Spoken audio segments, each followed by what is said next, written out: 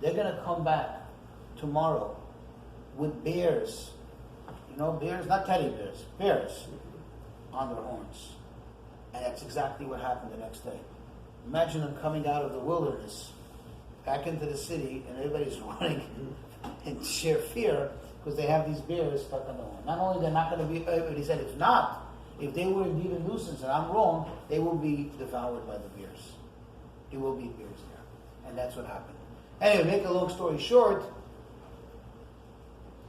not too long after that, Rabbi Hanina was sitting in his study, as he always did, studying, and it was a summer day, the window's open, and he's right there, he can hear the road, and suddenly he hears two people speaking to each other, apparently two travelers who are taking a break in the shade from the summer heat.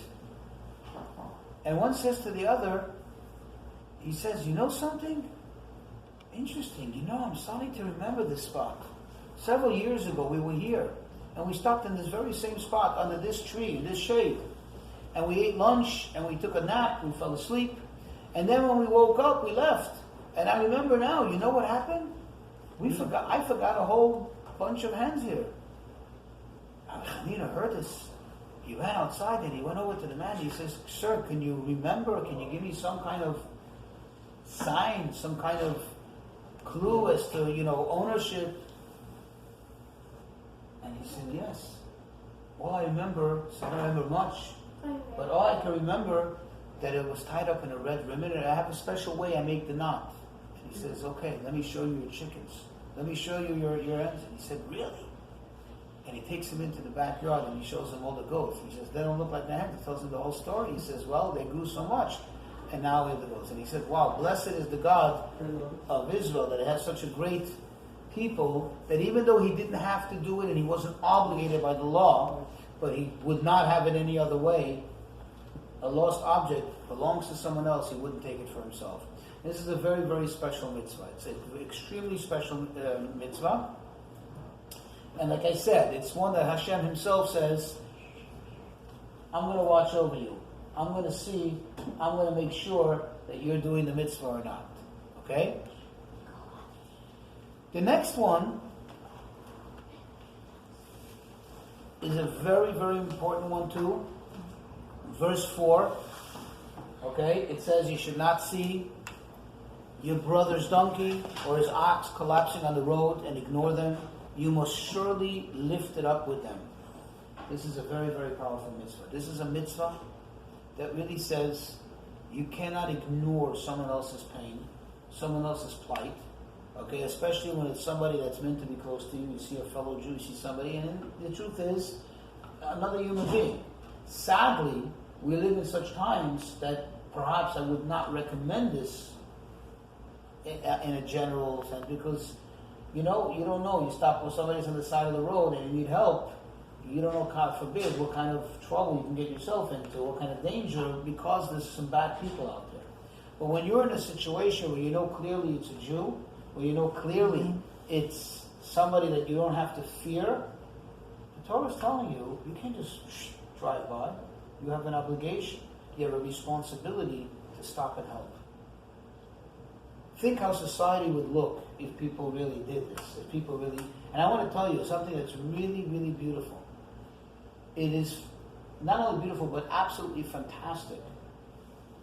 Is that is especially in areas like, I want to say the New York, New Jersey, the tri-state area in New York, New Jersey, Connecticut, where you have obviously a great Jewish population, many, many religious people, and especially during the summer, where people travel a lot up to the mountains, to the Catskills. Yes. On the road going to the Catskills, on the highway, if there's any time a car that has any resemblance of a Jewish person or whatever at the side of the road, immediately cars start to pull over and stop. Even there was a case where there's a group called Mitaskim. Mitaskim is literally, I don't know how to translate it in English, people who are occupied, people who get involved. I don't know how we translate it into English. We're people who are volunteers for all kinds of help. I mean, you call and they'll get the closest volunteer by radio or by phone. Today you have phones that will come and help change a flat tire, fix something, whatever it is. And one of the volunteers was asking, actually pulled over on the side of the road on the highway. I think it was the Palisades, one of the main highways that take people to the Catskills. And he actually got cited by a state trooper because he's unauthorized to stop on the side of the road. But yeah, he fought it. They were fighting. I don't know where it is right now. But I do want to illustrate this idea that it is the responsibility. It's not like saying, well, it's not my problem. It is your problem. Why is it your problem? Because the Torah says so. The Torah says you can't ignore it, and you have to help them. You understand? And if you think of ignoring it, which the Torah says, right? You may think of ignoring it, but I got news for you. You got to go and do it. You got to go and help them. It's a very, very powerful thing. I can't stop. I can't stress it enough. There's a joke. I don't know if it's a true story or a joke. When I heard, the guy he, broke down on the side of the road, and immediately a car pulls over and helps him out, and they boosted him. I don't know if it was his battery, a flat tire, changed it, and everything. And the guy starts talking. He's talking, and he says to him this, and he realizes, 1 second, the guy doesn't sound Jewish. He says, "Are you Jewish?"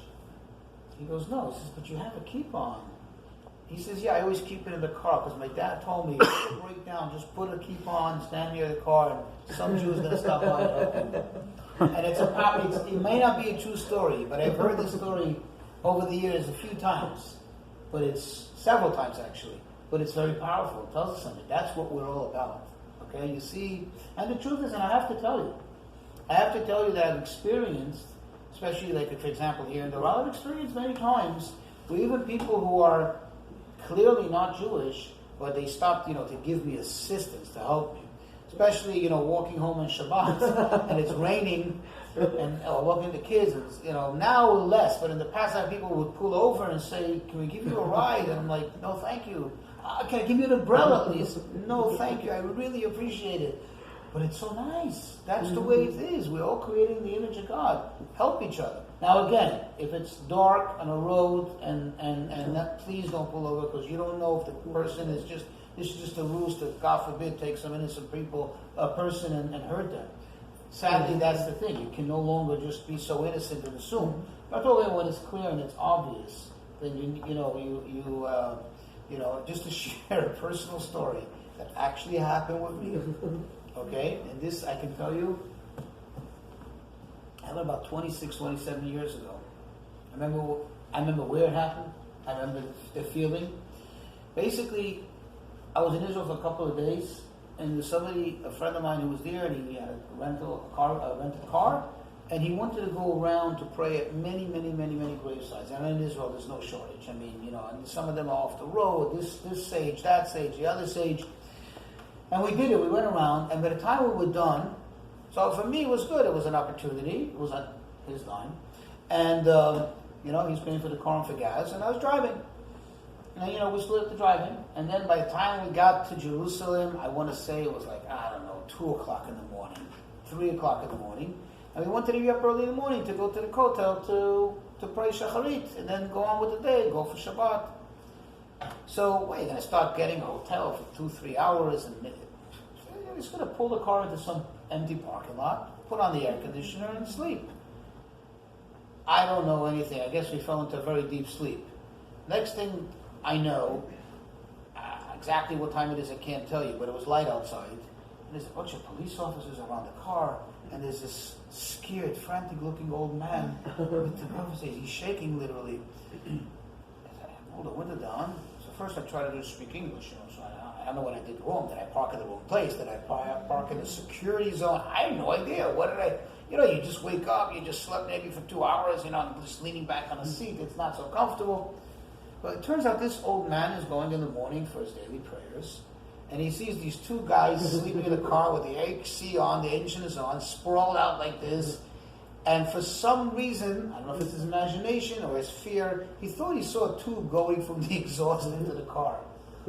So he immediately called the police. I'm like, there's no tube, there's nothing here, we're just sleeping. You know what I mean? But it was so funny. But you know what? I did appreciate it. The guy was apologizing. I said, no, you did the right thing. I told him in Hebrew, I said, you did the right thing. You thought there's some dangers in people's lives. They're trying, God forbid, to do the worst of, and you did the right thing. But I experienced that. Somebody trying to help. It's very good. You know what I mean? But it's a beautiful thing. Anyway, the next one, verse 5, is a very, very important one. Maybe today's society people don't like to hear it. It may not be something comfortable for people to hear. I'm not telling anybody right here, right now, you have to change the way you live. But the Torah tells us something very, very, very important. The Torah says, a man's attire may not be on a woman, nor may a man wear a woman's garment. For the abomination of Hashem, your God, are all who do these things. This is a very important thing. This is telling us that Hashem is telling us that there are clearly differences between the way men dress and women dress. Okay? And a man is meant to look like a man, and a woman is meant to look like a woman. The sages explain, and it becomes obvious from the expression the Torah uses, abomination, which is usually connected to promiscuity, sexual abomination, and things like that, that it's obvious that people would do it for the intention of blurring the lines, the distinction between men and women, to bring about all kinds of promiscuity and all kinds of adulterous behavior and so on. And that's why the Torah says, no, this is a very, very serious thing. This is a very, very big problem. A very big problem. And you see what the Torah lists is amongst the mitzvot that are very, very important mitzvot. This actually goes as far as, and I know some people, again, may not like this, may not agree with it, but you know the premise of the argument, why, and you know this is a big hot topic and issue in Israel, why the religious community, the Jewish community, which really all should be, this is not the religious people per se, it's the Torah, are opposed to women being in the army. It's not because women are any less. One of the reasons is exactly what it says here. The sages actually define, what does it mean? How do you define, how do you categorize a man's garments, a woman's garments? I mean, look, some of the garments are very similar. So it says, actually, arms, by definition, carrying a big gun, big knife, a spear, that's a man's garb. Okay? A woman, okay, and if you really think about it, this is not in any way degrading the woman, it's actually putting the woman on a pedestal. You know, when people start to argue and scream feminism or what, we're any less, no. If you really think into the depth of it, objectively, not with your biased way of thinking because you feel there's something missing in you, so you think if I be like him, if I'm going to be him, not going to be me, then I'm going to be something better or something bigger. No. Think about it. A woman, what the Torah is really saying is, she has a beauty. Don't ruin that beauty. Don't destroy it by putting a big ugly helmet on her head. You understand? And putting on an ugly uniform, okay, which a uniform is ugly, let's be real. It doesn't make you look good, like a dress does, right? Like a gown does. I'm talking practically now. And put a big gun in her hand with a knife and a sword. That's not what a woman's about. And besides the fact that a woman is about nurturing, a woman is about giving life, making life, sustaining life. Of course, man also. But when part of life calls for war, man has to go out to war. This is not saying that the woman is less. This is saying the woman is more. It's almost, again, in my way of explaining it, it's almost like saying if there's a crucial war for the future of the country and the president wants to go to war. The president wants to go to war.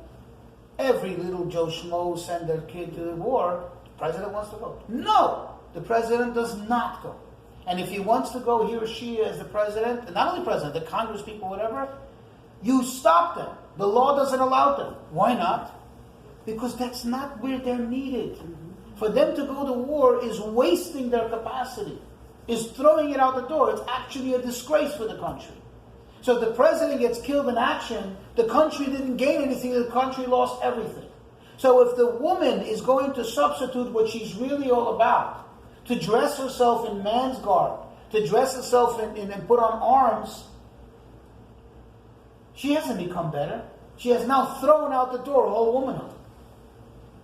I mean, I'm talking to women here. Does it make sense to you? Do you accept it? Okay? So it's not the Torah saying, oh, the woman's less. The woman's more. The woman's more.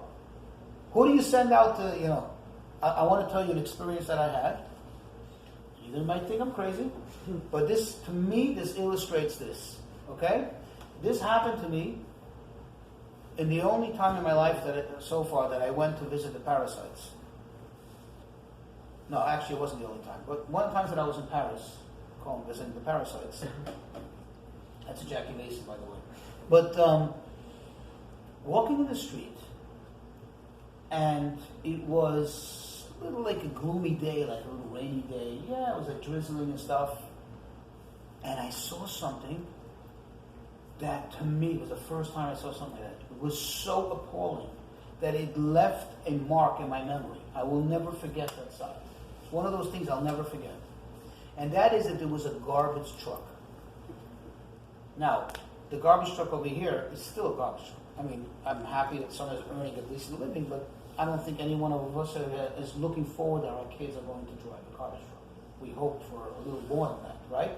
Someone has to do it, and I respect that person. But this is the garbage truck like what I grew up with in Brooklyn. There's no room for a thing to stick its arm out and do it. There's two guys in the back, and you notice that I said guys, and they jump off, and they take the garbage cans and throw them in, and this. I couldn't believe my eyes. One of the two workers was a woman. To me, it hit me like, what?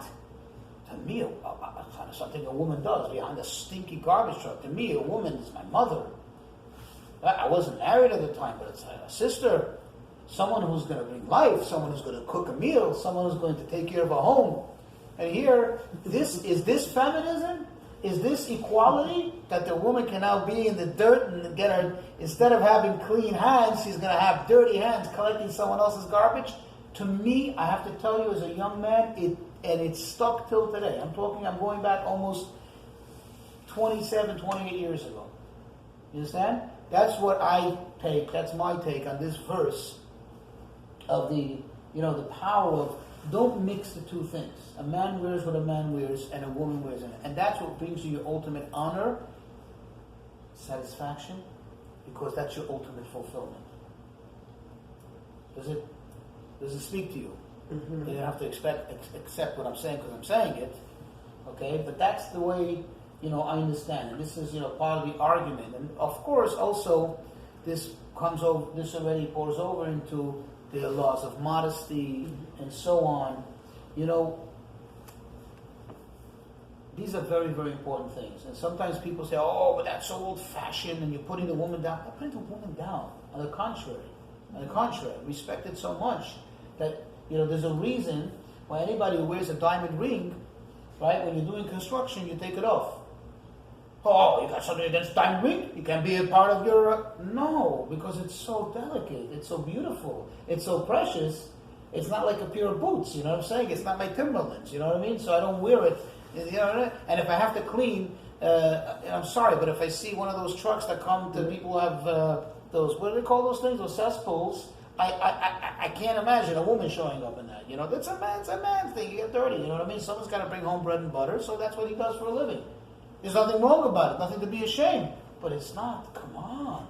You know what I mean? Right? Like you say, por favor. Please, this is not appropriate. You know what I'm saying? Pero this is not right. You know what I mean? That's what I'm saying. That's, something very powerful from this week's Parsha. Let me touch on one more thing. Look at verse 8. We'll skip to verse 8. There's so many mitzvot in this week's Parsha. Mm-hmm. It says, when you build a new home, you are to make a fence for your roof, and do not place blood, meaning liability, in your house, for someone who should fall may fall from it. There's so much to talk about this verse, which actually originally I was planning to, but we're running out of time.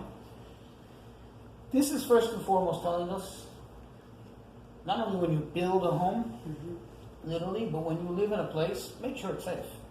There are some people, and I say this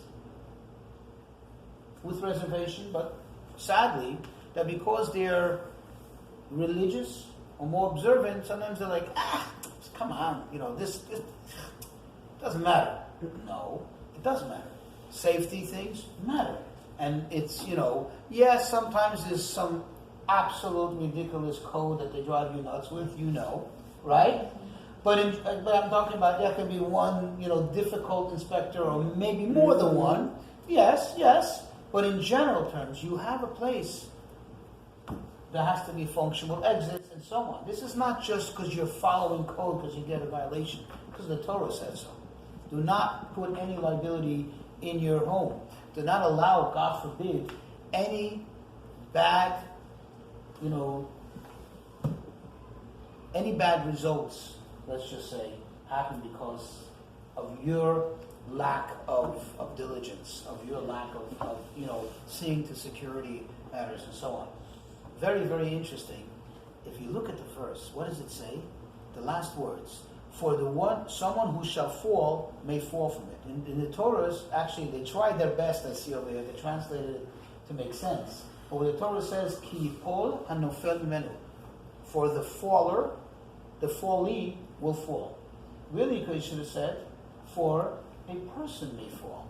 Why does he call him a faller, a fallee? And the sages tell us, listen here, the person who fell, Hashem is referring to him or her, the person who got injured, as a fallee. Whatever happened to them was by divine providence going to happen to them.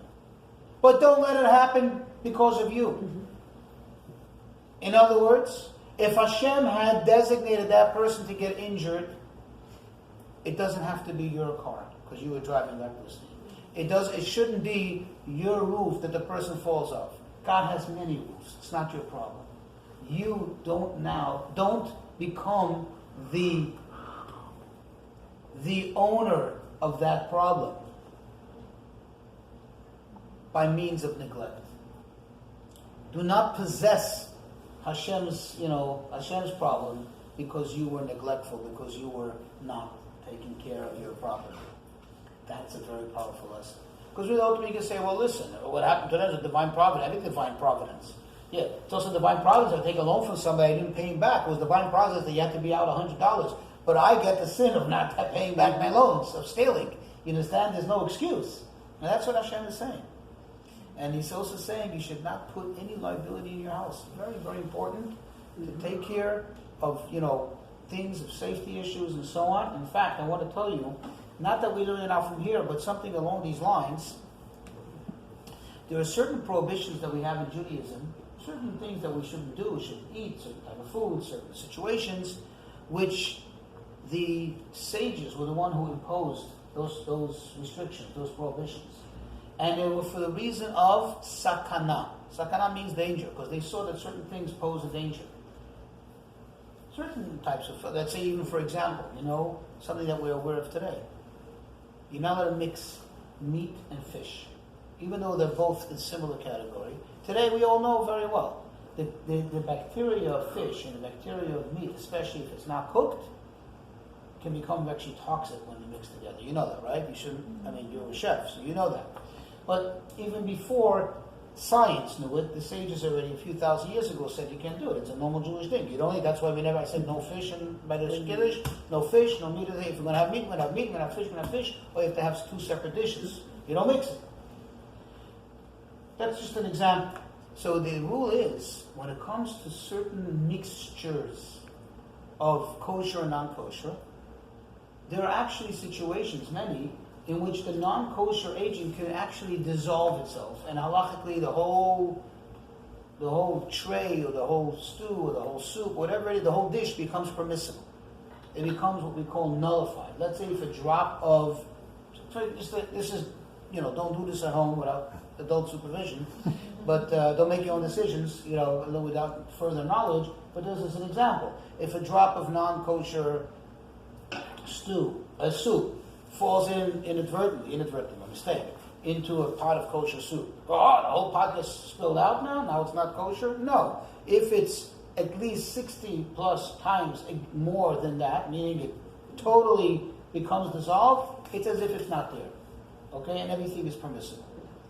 But when it comes to laws that the sages imposed for reasons of sakana, of danger, those rules don't apply. Because when it comes to danger, when it comes to safety, there's no cutting any corners. Not even from the legal perspective. You understand? That means we're extra strict because safety is number one. And you see it over here, safety is number one. See, the Torah even tells us, you make sure you have a gate around your roof. Mm-hmm. Make sure you have a gate. It's a very, very powerful thing. More on a spiritual, psychological level, it's also explained, quote, when somebody builds a new home. What is a new home? An edifice. You're building a new home for Hashem. You're doing something good. You are engaging in a new endeavor. Maybe you're helping somebody else to become closer to Hashem. Make sure your roof, and this the holy Shalah, great Kabbalist, equates the roof. Roof means something up there, it's on top. It's on top of the building. And the air that's above it, right? Mm-hmm. So it's air. It's really empty, but it's there. It's there, but it's not there. What is that? Your ego. Make sure your ego has a gate around it, is in check. Because if you don't keep that ego in check, then, and as the Rabbi explains, the person that you're trying to bring closer is ultimately going to fall. And that fall is going to be your fault. Because if it's not going to be genuine, it's going to be tainted by your ego, then we got a problem. It's a very powerful lesson. Okay? So much more to talk about in this Parsha, but at some point we have to end. Okay? I've shared some of my personal stories with you. I have to charge you more this time. Okay? Everybody have a great week. Shalom. And we should always overcome our problems. Okay?